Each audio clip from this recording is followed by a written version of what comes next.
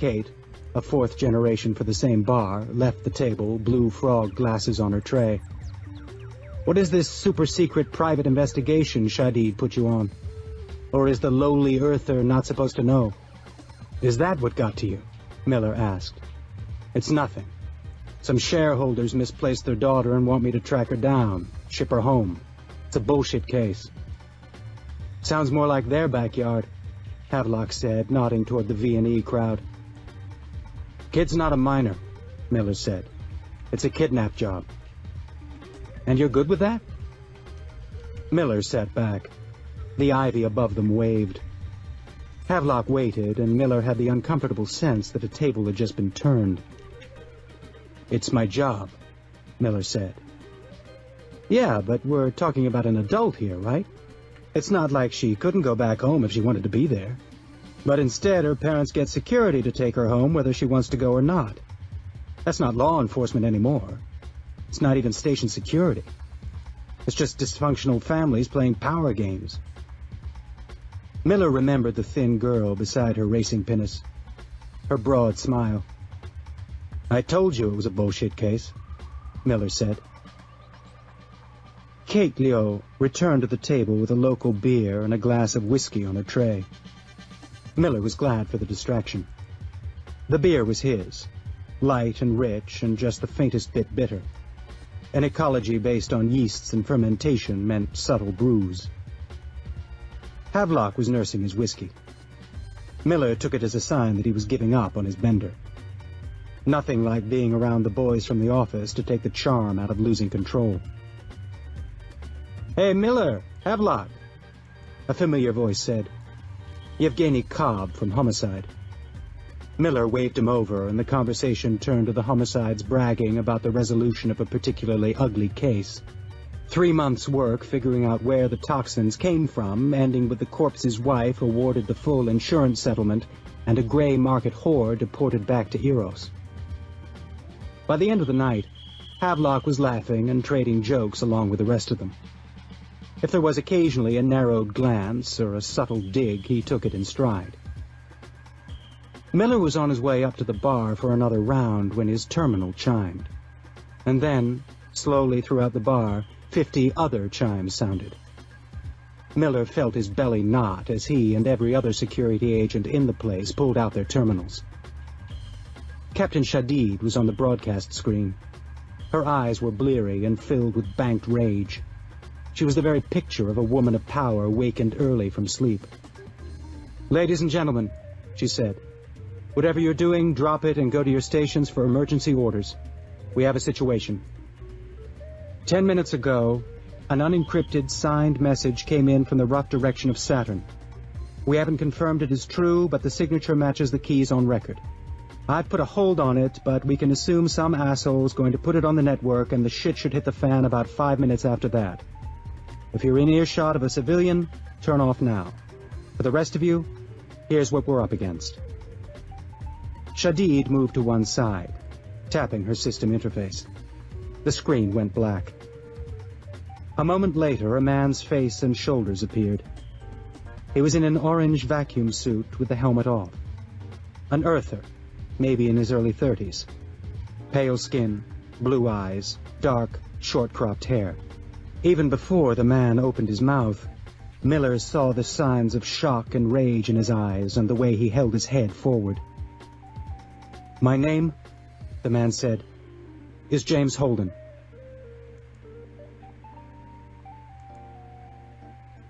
Chapter 5. Holden. 10 minutes at 2G and Holden's head was already starting to ache. But McDowell had called them home at all haste. The Canterbury was warming up its massive drive. Holden didn't want to miss his ride. Jim, we may have a problem out here. Talk to me. Becca found something, and it is sufficiently weird to make my balls creep up. We're getting the hell out of here. Alex, how long? Holden asked for the third time in 10 minutes. We're over an hour out. Want to go on the juice? Alex said. Going on the juice was pilot speak for a high-G burn that would knock an unmedicated human unconscious. The juice was the cocktail of drugs the pilot's chair would inject into him to keep him conscious, alert, and hopefully stroke-free when his body weighed 500 kilos. Holden had used the juice on multiple occasions in the Navy, and coming down afterward was unpleasant. "Not unless we have to," he said. "What kind of weird?" "Becca, link him up. Jim, I want you to see what we're seeing." Holden tongued a painkiller tab from his suit's helmet and reran Becca's sensor feed for the 5th time. The spot in space lay about 200,000 kilometers from the Canterbury. As the Cant had scanned it, the readout showed a fluctuation, the gray-black false color gradually developing a warm border. It was a small temperature climb, less than 2 degrees. Holden was amazed Becca had even spotted it. He reminded himself to give her a glowing review the next time she was up for promotion. "Where did that come from?" Holden asked. "No idea. It's just a spot faintly warmer than the background," Becca said. "I'd say it was a cloud of gas because we get no radar return from it. But there aren't supposed to be any gas clouds out here. I mean, where would it come from?" "Jim? Any chance the Scopuli killed the ship that killed it? Could it be a vapor cloud from a destroyed ship?" McDowell asked. "I don't think so, sir. The Scopuli is totally unarmed. The hole in her side came from breaching charges, not torpedo fire, so I don't think they even fought back. It might be where the Scopuli vented, but... or maybe not. Come back to the barn, Jim. Do it now." "Naomi, what slowly gets hotter that gives no radar or LADAR return when you scan it?" "Wild ass guess here," Holden said. Naomi said, giving herself time to think. Anything that was absorbing the energy from the sensor package wouldn't give a return, but it might get hotter when it shed the absorbed energy. The infrared monitor on the sensor console next to Holden's chair flared like the sun. Alex swore loudly over the general comm. "Are you seeing that?" he said. Holden ignored him and opened a channel to McDowell. "Captain, we just got a massive IR spike," Holden said. For long seconds, there was no reply. When McDowell came on the channel, his voice was tight. Holden had never heard the old man sound afraid before. "Jim, a ship just appeared in that warm spot. It's radiating heat like a bastard," McDowell said. "Where the hell did that thing come from?" Holden started to answer, but then heard Becca's voice coming faintly through the captain's headset.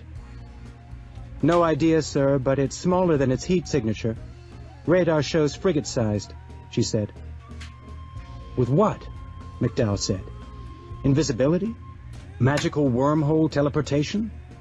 "Sir," Holden said, "Naomi was speculating that the heat we picked up might have come from energy-absorbing materials, stealth materials, which means that ship was hiding on purpose, which means its intentions are not good." As if an answer, 6 new objects appeared on his radar, glowing yellow icons appearing and immediately shifting to orange as the system marked their acceleration. On the Canterbury, Becca yelled out, "Fast movers, we have 6 new high-speed contacts on a collision course." "Jesus H. Christ on a pogo stick, did that ship just fire a spread of torpedoes at us?" McDowell said. "They're trying to slap us down?" "Yes, sir," Becca said. "Time to contact." "Just under 8 minutes, sir," she replied. McDowell cursed under his breath.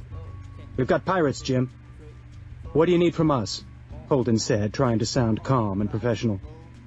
"I need you to get off the radio and let my crew work. You're an hour out at best. The torpedoes are 8 minutes. McDowell out," the captain said, his comm clicking off and leaving Holden listening to the faint hiss of static.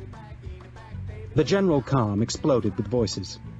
Alex demanding to go on the juice and race the torpedoes to the Cant, Naomi chattering about missile jamming strategies, Amos cursing at the stealth ship and questioning the parenting of its crew.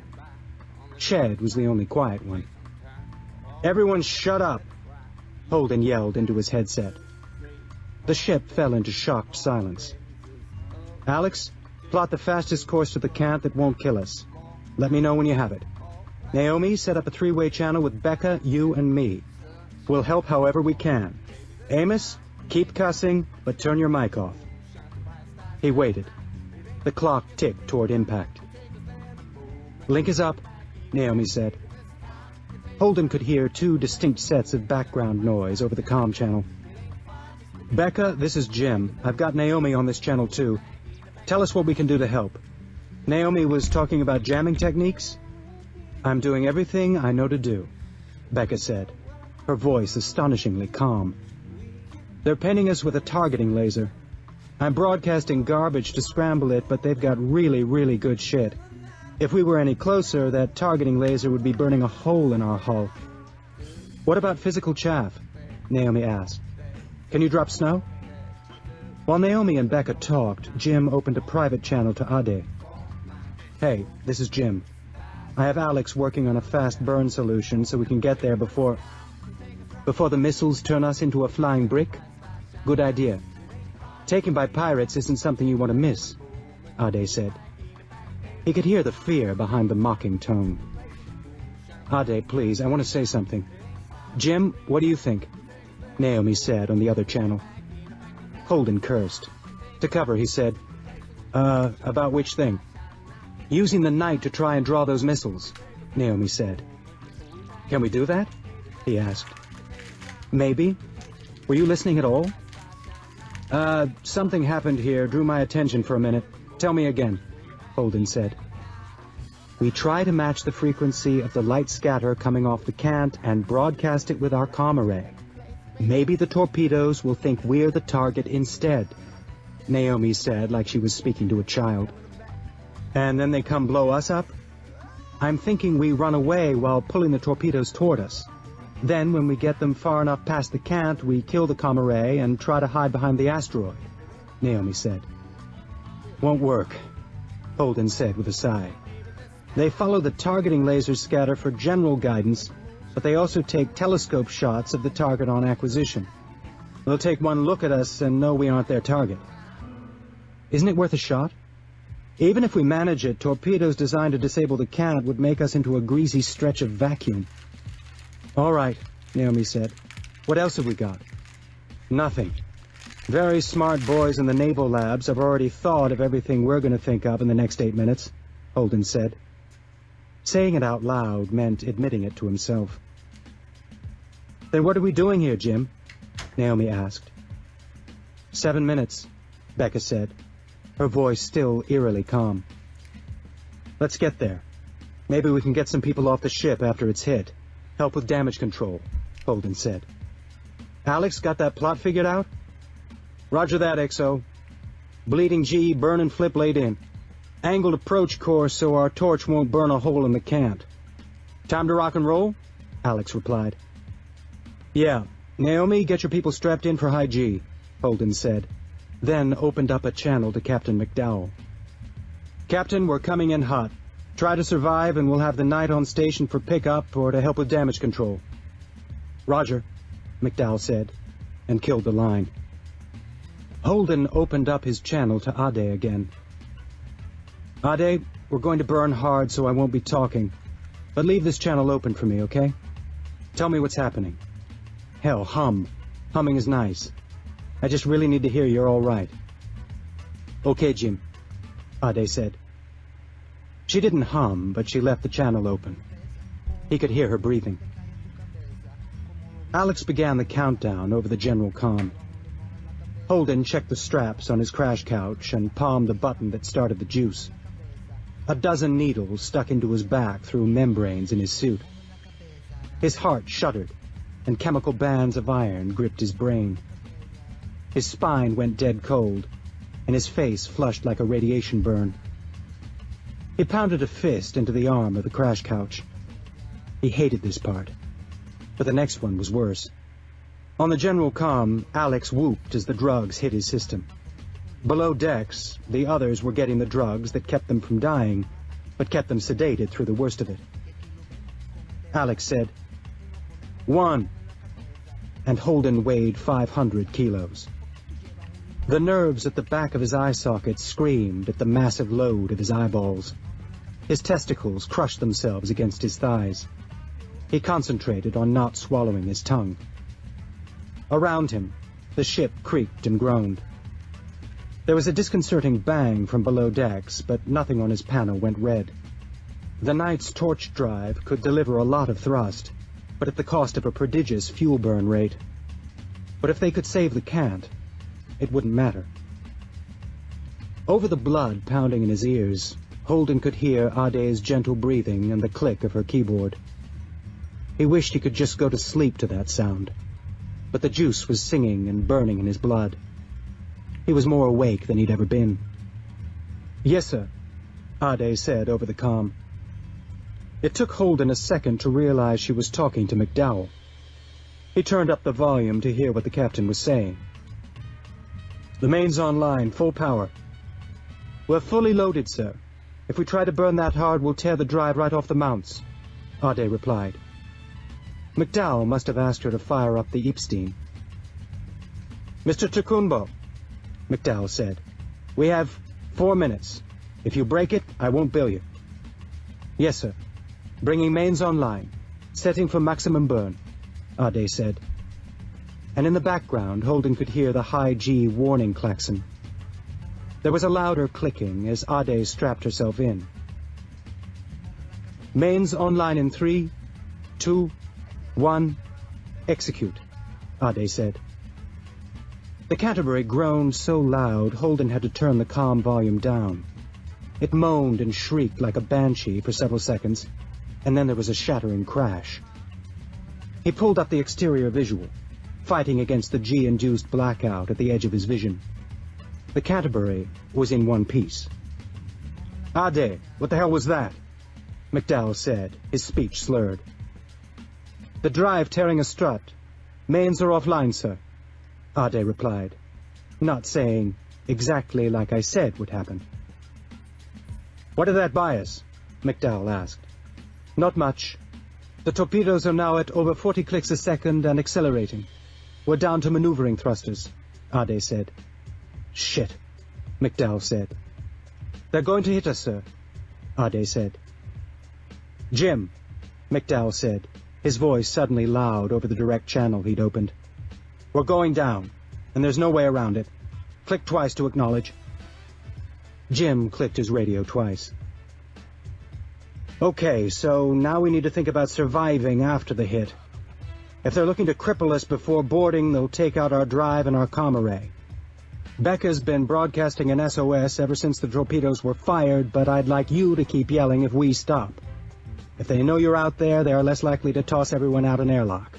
Witnesses, you know," McDowell said. Jim clicked twice again. "Turn around, Jim. Hide behind that asteroid. Call for help. Order." Jim clicked twice, then signaled all stop to Alex. In an instant, the giant sitting on his chest disappeared, replaced by weightlessness. The sudden transition would have made him throw up if his veins hadn't been coursing with anti-nausea drugs. "What's up?" Alex said. "New job," Holden said, teeth chattering from the juice. "We're calling for help and negotiating a release of prisoners once the bad guys have the Cant. Burn back to that asteroid, since it's the closest we can get to cover." "Roger that, boss," Alex said. He added in a lower voice, "I'd kill for a couple of tubes or a nice keel-mounted railgun right now." "I hear you. Wake up the kids downstairs? Let them sleep." "Roger that," Alex said, then clicked off. Before the heavy G started up again, Holden turned on the Knight's SOS. The channel to Ade was still open, and now that McDowell was off the line, you could hear her breathing again. He turned the volume all the way up and lay back in the straps, waiting to be crushed. Alex didn't disappoint him. 1 minute, Ade said, her voice loud enough to distort through his helmet speakers. Holden didn't turn the volume down. Her voice was admirably calm as she called out the impact countdown. 30 seconds. Holden wanted desperately to talk, to say something comforting. to make ludicrous and untrue assertions of love. The giant standing on his chest just laughed with the deep rumble of their fusion torch. 10 seconds. Get ready to kill the reactor and play dead after the torpedoes hit. If we're not a threat, they won't hit us again, McDowell said.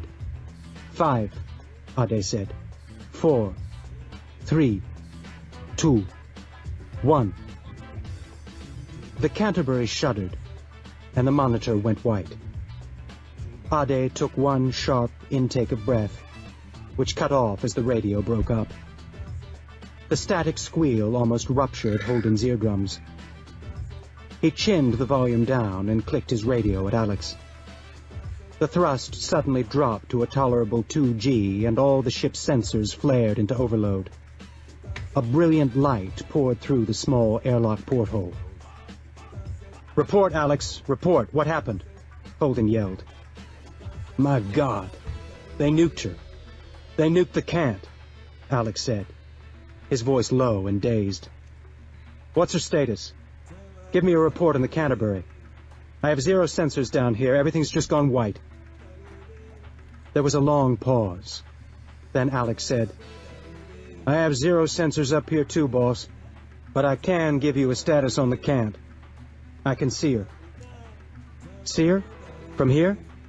"Yeah. She's a cloud of vapor the size of Olympus Mons. She's gone, boss. She's gone."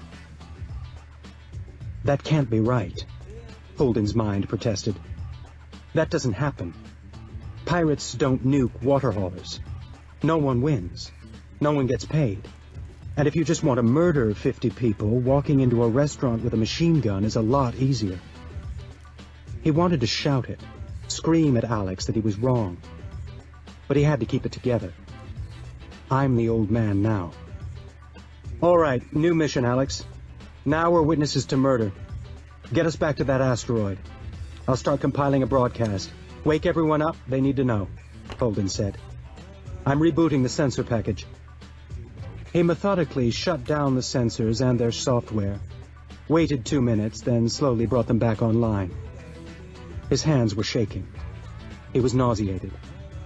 His body felt like he was operating his flesh from a distance, and he didn't know how much was the juice and how much was shock.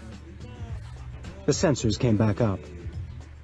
Like any other ship that flew the space lanes, the night was hardened against radiation. You couldn't get anywhere near Jupiter's massive radiation belt unless you were. But Holden doubted the ship's designers had half a dozen nuclear weapons going off nearby in mind when they'd created the specs. They'd gotten lucky. Vacuum might protect them from an electromagnetic pulse, but the blast radiation could still have fried every sensor the ship had. Once the array came back up, he scanned the space where the Canterbury had been. There was nothing larger than a softball. He switched over to the ship that killed it, which was flying off sunward at a leisurely 1G. Heat bloomed in Holden's chest.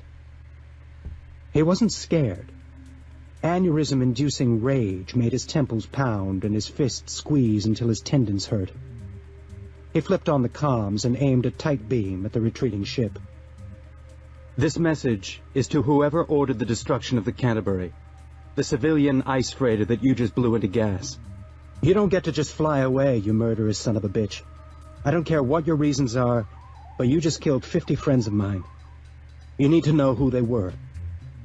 I am sending to you the name and photograph of everyone who just died in that ship. Take a good look at what you did. Think about that while I work on finding out who you are." He closed the voice channel, pulled up the Canterbury's personnel files, and began transmitting the crew dossiers to the other ship. "What are you doing?" asked Naomi from behind him, not from his helmet speakers. She was standing there with her helmet off. Sweat plastered her thick black hair to her head and neck. Her face was unreadable. Holden took off his helmet. "I'm showing them the Canterbury was a real place where real people lived. People with names and families," he said, the juice making his voice less steady than he would have liked. "If there's something resembling a human being giving the orders on that ship, I hope it haunts them right up to the day they put him in the recycler for murder, resembling a human being giving the order. I don't think they appreciate it, Naomi said, pointing at the panel behind him. The enemy ship was now painting them with its targeting laser. Holden held his breath.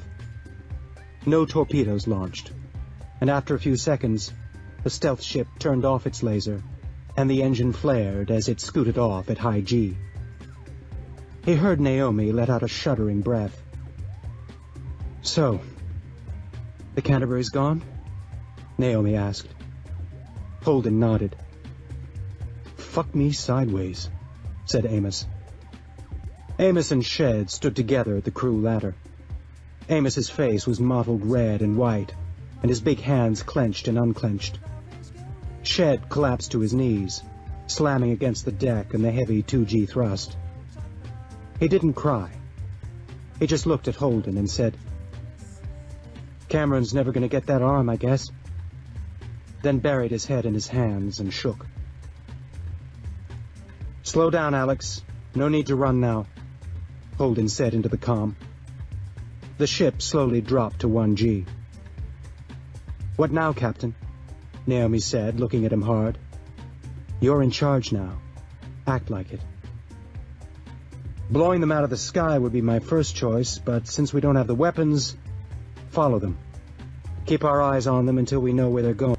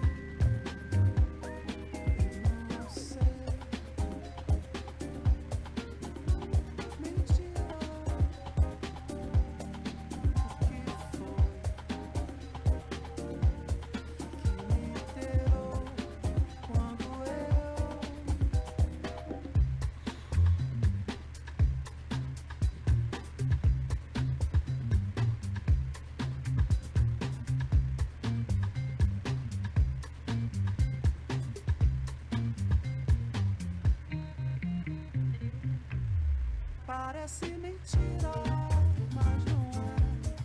Toda vez que eu lembro de você, desejo que o tempo volte atrás, pra ter coragem de te oferecer.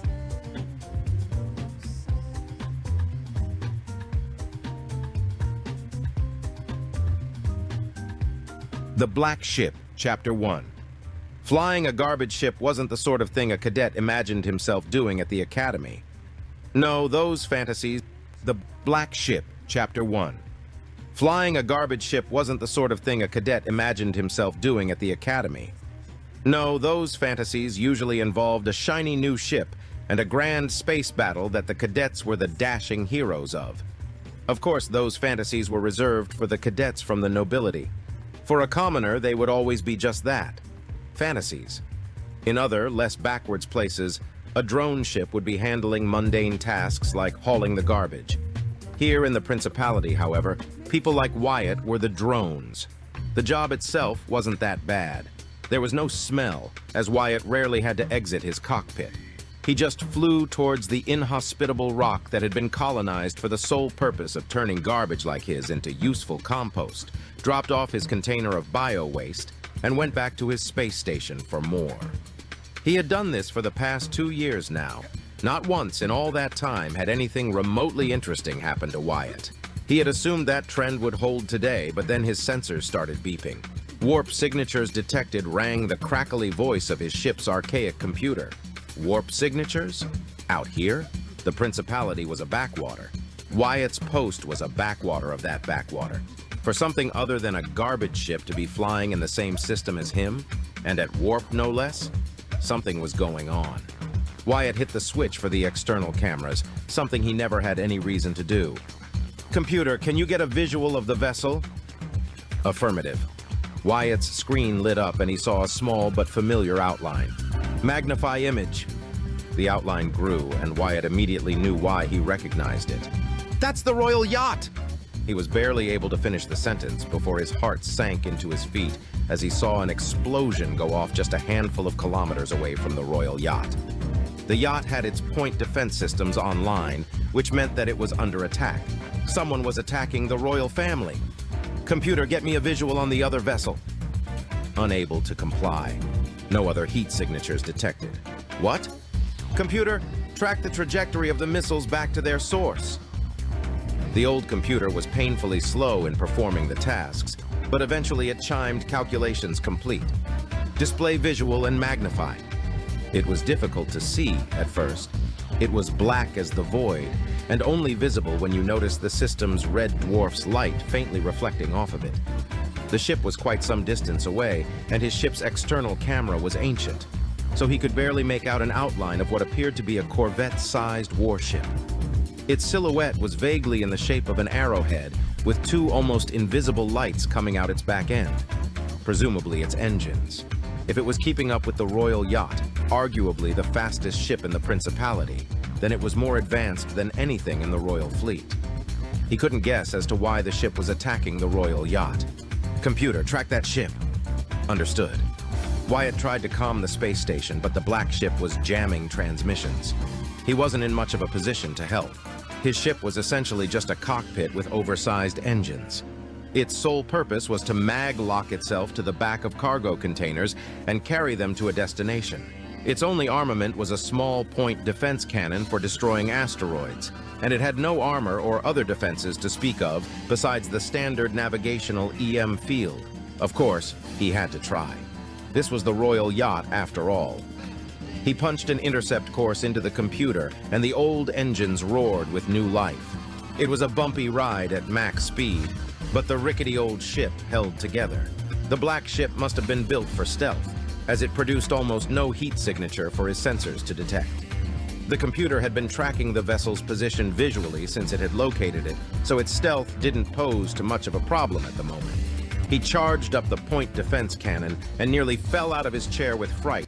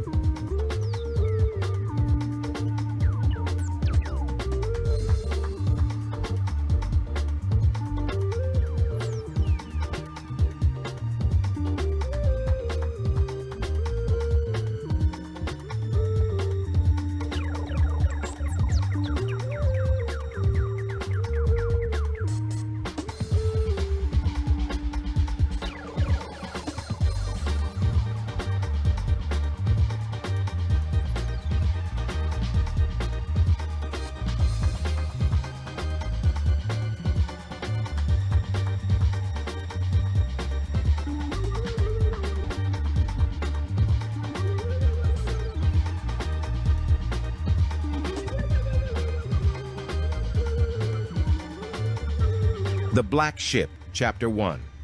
Flying a garbage ship wasn't the sort of thing a cadet imagined himself doing at the academy.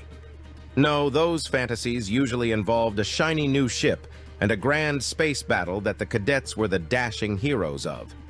Of course, those fantasies were reserved for the cadets from the nobility. For a commoner, they would always be just that, fantasies. In other, less backwards places, a drone ship would be handling mundane tasks like hauling the garbage. Here in the Principality, however, people like Wyatt were the drones. The job itself wasn't that bad. There was no smell, as Wyatt rarely had to exit his cockpit. He just flew towards the inhospitable rock that had been colonized for the sole purpose of turning garbage like his into useful compost, dropped off his container of bio-waste, and went back to his space station for more. He had done this for the past 2 years now. Not once in all that time had anything remotely interesting happened to Wyatt. He had assumed that trend would hold today, but then his sensors started beeping. Warp signatures detected rang the crackly voice of his ship's archaic computer. Warp signatures? Out here? The Principality was a backwater. Wyatt's post was a backwater of that backwater. For something other than a garbage ship to be flying in the same system as him, and at warp no less, something was going on. Wyatt hit the switch for the external cameras, something he never had any reason to do. Computer, can you get a visual of the vessel? Affirmative. Wyatt's screen lit up and he saw a small but familiar outline. Magnify image. The outline grew and Wyatt immediately knew why he recognized it. That's the Royal Yacht! He was barely able to finish the sentence before his heart sank into his feet as he saw an explosion go off just a handful of kilometers away from the Royal Yacht. The yacht had its point defense systems online, which meant that it was under attack. Someone was attacking the royal family. Computer, get me a visual on the other vessel. Unable to comply. No other heat signatures detected. What? Computer, track the trajectory of the missiles back to their source. The old computer was painfully slow in performing the tasks, but eventually it chimed calculations complete. Display visual and magnify. It was difficult to see at first. It was black as the void, and only visible when you noticed the system's red dwarf's light faintly reflecting off of it. The ship was quite some distance away, and his ship's external camera was ancient, so he could barely make out an outline of what appeared to be a Corvette-sized warship. Its silhouette was vaguely in the shape of an arrowhead, with 2 almost invisible lights coming out its back end. Presumably its engines. If it was keeping up with the Royal Yacht, arguably the fastest ship in the Principality, then it was more advanced than anything in the Royal Fleet. He couldn't guess as to why the ship was attacking the Royal Yacht. Computer, track that ship. Understood. Wyatt tried to calm the space station, but the black ship was jamming transmissions. He wasn't in much of a position to help. His ship was essentially just a cockpit with oversized engines. Its sole purpose was to mag-lock itself to the back of cargo containers and carry them to a destination. Its only armament was a small point defense cannon for destroying asteroids, and it had no armor or other defenses to speak of besides the standard navigational EM field. Of course, he had to try. This was the royal yacht after all. He punched an intercept course into the computer, and the old engines roared with new life. It was a bumpy ride at max speed, but the rickety old ship held together. The black ship must have been built for stealth, as it produced almost no heat signature for his sensors to detect. The computer had been tracking the vessel's position visually since it had located it, so its stealth didn't pose too much of a problem at the moment. He charged up the point defense cannon and nearly fell out of his chair with fright when the warning siren sounded and the cannon opened fire and destroyed a missile at a distressingly close distance. Evidently, their sensors detected me. The ship threw a few token missiles Wyatt's way, but it didn't appear too concerned, and remained focused on the yacht. Wyatt might have been offended, but he was too relieved that his point defense cannon had managed to destroy the 3 incoming missiles sent his way. It occurred to Wyatt that he had no plan. Then he heard a small alarm go off. The cargo container had been hit by some shrapnel and was venting air. Specifically, methane was venting. I guess I have my plan now. He punched some numbers through the computer, and his idea appeared to be somewhat possible. He just had to get very dangerously close. At the very least, he might be able to buy time for his commander at the space station to realize what was going on and send some help. He would only have one shot, so he better not miss. He laid in the new course and pushed the engines well beyond their safety levels. He was getting very, very close, for outer space anyway. Computer locked the point defense cannon on the cargo container and opened fire 5 seconds after maglock is disengaged. Command processed. He was well into mass driver range, and he did a few evasive maneuvers to avoid some incoming mass driver rounds. By the time whoever was in charge realized something serious was going down, it was far too late. Computer release maglock! His stomach almost flew out of his throat as he slammed the ship in full reverse. 1, 2, 3, 4, 5. The cannon opened fire and hit the cargo container a split second after the container had collided with the black ship. An explosion followed, and although muted by the lack of oxygen outside the container, the black ship broke off its pursuit. Wyatt wasn't sure if he had caused any significant damage, but it had evidently been enough to spook the commander of the ship. The black ship limped away like a wounded predator, fires still raging on its hull. Wyatt was immediately hailed by the yacht. A tall man with dark gray hair and the colorless irises of cybernetic eyes appeared on his screen. "This is Ship Commander Redford of His Majesty's Starship Royal Favor. State your identity." Wyatt Staples, Warrant Officer, 3rd Fleet, 2nd Frontier Corps. "A commoner? Well, I guess you'll have to do." "Obviously. Who else would be flying a bucket like this? Oh, and you're welcome. Warrant Officer was the highest rank a commoner could achieve in the Royal Fleet, and even then that was reserved exclusively for pilots. Whether or not a pilot was a warrant officer was a good way to tell if they were a commoner or not." "At your service, Commander." "How'd you get the ship to break off? Our sensors indicate no armament other than a PD cannon." I threw my garbage at it and it exploded." "What?" "Lots of natural combustibles produced by bio-waste. I launched the container at the ship, then I ignited it." "That's some trick. Not bad for a commoner, huh?" The commander tapped some control panels around him a few times, then his face scrunched up. "I can't raise the space station. Our comms must be down. Try hailing them yourself."